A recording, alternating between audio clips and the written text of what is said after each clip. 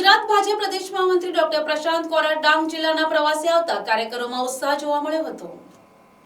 હાલમાં ચાલી રહેલા સંગઠન પર્વને લઈને ગુજરાત ભાજપ પ્રદેશ મહામંત્રી જે દક્ષિણ ગુજરાતના પ્રભારી પણ છે તેવા ડોક્ટર પ્રશાંત કોરાટ ડાંગ જિલ્લાના પ્રવાસે આવી પહોંચ્યા હતા।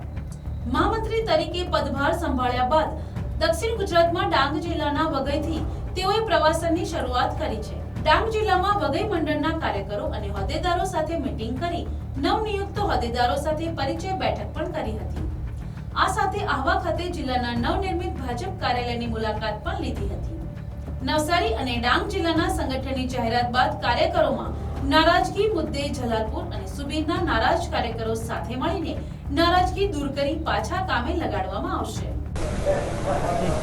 ડાંગ જિલ્લાના પ્રવાસે ભારતીય જનતા પાર્ટીના પ્રદેશ અધ્યક્ષ આદરણીય શ્રી જગદીશભાઈ વિશ્વકર્મા સાહેબે પાર્ટીના પ્રદેશના મહામંત્રીની જવાબદારી સોંપ્યા બાદ અને દક્ષિણ ઝોનના પ્રભારીની જવાબદારી સોંપ્યા બાદ આજે પ્રથમ વખત ડાંગ જિલ્લાના પાર્ટીના કાર્યકર્તાઓ સાથે એમના પરિચય માટે અહીંયા ડાંગની અંદર શરૂઆત કરી છે। આજે વઘઈ બેઠકની મંડળની બેઠક હતી।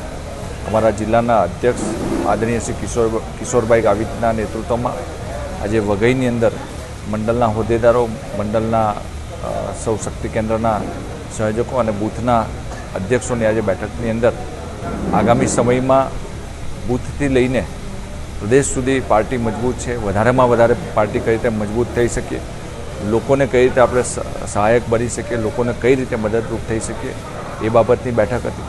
સાથે સાથે મંડળની અંદર પણ જે મંડળના નવનિયુક્ત પદાધિકારીઓ છે એમનો પણ પરિચય થાય એટલા માટે આજે વઘઈની અંદર મંડળના જે નવનિયુક્ત પદાધિકારી છે એમની સાથે પણ આજે પરિચય બેઠક છે।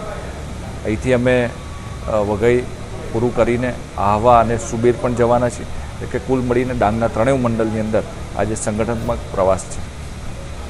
સામાન્ય રૂપે જે રીતે આપ સૌએ જોયું કે જિલ્લાઓ ઘણા બધા ઘોષિત થયા, જિલ્લાની અંદર ભારતીય જનતા પાર્ટીનું સંગઠન પર્વ ચાલુ છે ત્યારે જિલ્લાની ટીમો પણ બની રહી છે અને જે રીતે આખા ગુજરાતની અંદર ખૂબ સારા વાતાવરણની અંદર ઘણા બધા કાર્યકર્તાઓને નવી જવાબદારી મળી છે ત્યારે નવસારીની અંદર અને સુબીરની અંદર જે કાર્યકર્તાઓએ જવાબદારી મળી છે અને જે રાજીનામું આપ્યું છે એ પાર્ટીના જ કાર્યકર્તા છે।